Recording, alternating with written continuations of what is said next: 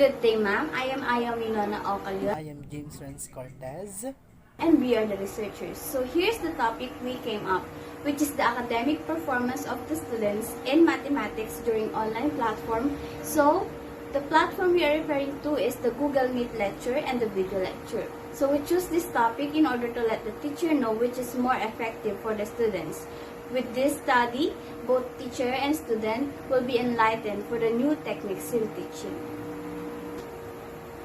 So here is our statement of the problem. The first one is, what are the factors affecting the academic performance of the students in mathematics during online learning platform?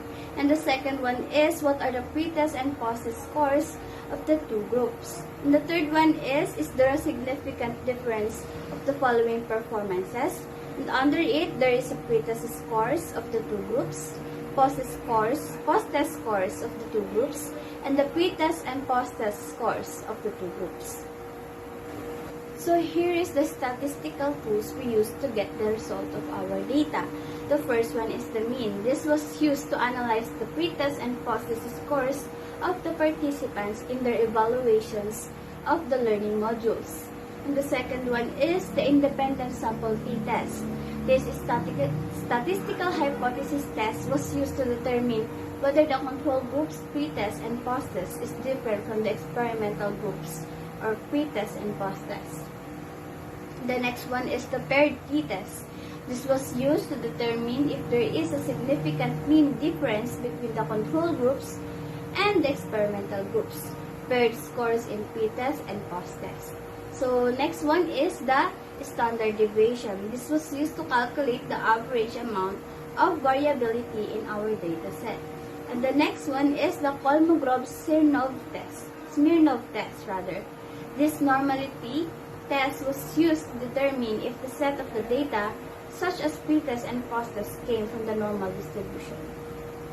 So here is the scoring guide we use to describe the performance of the participants in their pre-test and post-test. 1 to 11 is a 4, 11 to 20 is before average, 21 to 30 is average, and 31 to 40 is above average. 41 to 50 is considered as excellent. So for our table 2, mean and standard deviation distribution of the pre-test and post-test scores. So there's a two group, which is the control group and the experimental group, as we gathered data from the scores from the pre-test and post-test. And the mode of learning we are going to compare is the video lecture and the Google Meet. And the pre-test mean of the control group is 28.45. The pre-test standard deviation of control group is 8.28. So the descriptive interpretation is average. And the post-test mean of the control group is 32.25. The post-test standard deviation of control group is 4.64. So our descriptive interpretation is above average. And the next one is the experimental group. So the pre-test mean of the experimental group is 19.90. The pre-test standard deviation of experimental group is 4.28. So the descriptive interpretation of this scores is below average. So the post-test mean of experimental group is 26.10, and the post-test standard deviation of the experimental group is 3.84. So our descriptive interpretation is average, 28.45 on pre-test, whereas the experimental group scored 19.90. The slight difference in mean scores, 8.55, indicates that the control group performed better than the experimental group during the pre-test. Hence, the control group scores is less than 31 on the pre-test, whereas the experimental group scores is less than 31, indicating that the control group scores is average, while experimental group scores is below average. It is really hard to adjust with the new learning modality or the so-called online class. Therefore, the scores are reasonable. The findings confirm that the video lecture is more effective compared to Google Meet. And according to Ravella 2019, the results are predictable. Because between the experimental group and the control group, the most convenient for the student is already visible. Meanwhile, the control group surpasses the experimental group in terms of post-test mean scores. It attains 32.25 against 26.10.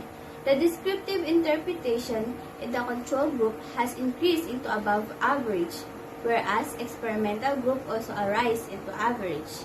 The results supported the findings of Penaga 2022 when he discovered video lecture is suitable and helpful because video lecture can access it anytime and learn whenever you want. The application of media within video lectures allows the learning to process information received through visual and auditory channels, such as processing occurs by organizing the information in working memory and transferring it into a long-term memory. This should ideally lead to greater schema, construction, and ultimately a clear understanding of the content by May 2014. So, various forms of visual media designed to enhance the student attentions and engagement with video lecture. It includes illustration image, graph, maps, animation, videos, slides, and text, and it's according to Gomez 2015. So let's proceed to Table 3. So our Table 3 is the independent sample t-test result for the test of significant difference on the pretest scores of the control group and experimental group. The significant difference between the experimental group's pretest and control group's pretest means was determined using an independent sample t-test. So the table 3 shows a t-test with a t-value of 4.10 and a p-value of 0.000. The computed p-value was lower than the standard significance level of 0.05, revealing a statistically significant difference between the pretest scores of the control group and experimental group of the participants. Thus, we reject the null hypothesis. The result means that both groups didn't perform statistically the same during the pretest. Control group pretest is higher than the experimental group. So the scores are realistic because pretest is used to determine the preparedness of the students for their studies. So our finding is the same as that of Corla 2021. This indicates the difference of the pretest math performance of the students in video lecture and Google Meet. Let's proceed to our Table 4.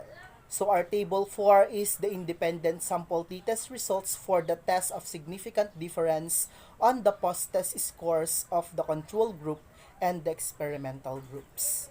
The Table 4 shows a t-test with a t-value of 4.57 and a p-value of 0.000. So the computed p-value was lower than the standard significance level of 0.05, revealing a statistically significant difference between the post-test scores of the control group and experimental group of participants. Thus, we reject the null hypothesis. So we, the researchers, figured that the difference between their means was statistically significant.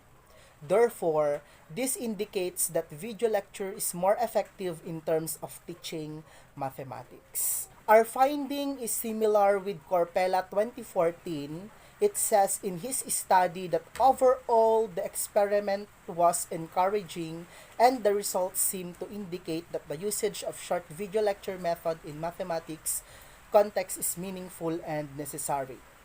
So the feedback from students revealed that they use the videos to have more time to internalize and understand the content. Especially the step-by-step solution and explanations were seen valuable. Thus, for example, the students with low proficiency in mathematics had more time to think and replay the explanations based on the results. Using by a short videos is relevant method to present mathematics contents. And according to Brandt 2021, video lectures are very suitable for teaching mathematics, especially to students with low proficiency. However, online platforms play a significant role in teaching and learning in this pandemic. But still, when it comes to processing how to solve math problems, it is difficult for them, especially when the student has low proficiency in solving mathematics problem. However, integrating lessons with video lecture will give the student a copy of the course and can return to it when they need it. Let's proceed to the last table, which is table 5. So our table 5 is the paired t-test results of the differences on the pretest and post-test scores of the two groups. So we, the researchers, evaluated the null hypothesis that there is a significant difference between the participants' pretest and post-test mean scores using the non-directional hypothesis test with a significance level of 0.05. A paired sample t-test with the p-values of 0.81 and 0.000 for both the control group and experimental group revealed statistically significant difference at p-value of 0.05. So as shown in table 5, that given the mean post-test scores of 32.25 and 26.10 are higher than the mean pretest scores of 28.45 and 19.90. So there is a sufficient evidence to reject the null hypothesis of the experimental group and accept the null hypothesis of the control group. So this means that the students' understanding in mathematics was improved when exposed to video lecture. Meanwhile, the significant differences between the mean pretest and post-test scores in the experimental group illustrate the effectiveness of Google Meet. So our finding is the same as those of Robertson and Flowers 2020. It says in their study that given the experiment results, when the students were exposed to video lecture, they understood well the process and steps in solving a mathematical problem because the students is able to watch the video multiple times to recall the past lesson. While on Google Meet lecture, they need to be mentally prepared to manage the lesson, given that disturbances is very common with Google Meet lecture and this will cause a distraction for the student and also losing its focus. With video lecture, you can rewind and repeat it anytime even there is a lot of disturbances. That's make it more beneficial to students. Our study determined the effectiveness of Google Meet and video lectures to know the academic performance of students in learning mathematics during the pandemic. And both of them have flaws, but this study determines which is better despite the difficulties in using online platforms. And based on the data that we gathered, video lectures performed well in terms of teaching mathematics because video lecture is more convenient than conducting online discussions. Video lecture enables students to replay the past lesson while Google Meet doesn't provide what video lecture can. On the other hand, with video lecture, you cannot ask the teacher with immediate feedback, but with Google Meet, you can ask directly from the teacher to settle your queries. So both of them are useful for the students and teachers. The only thing that affecting the student performance is the internet connection and lack of efficiency of technology. And that makes the video lecture stand out because we can watch the lesson whenever we are and wherever we are.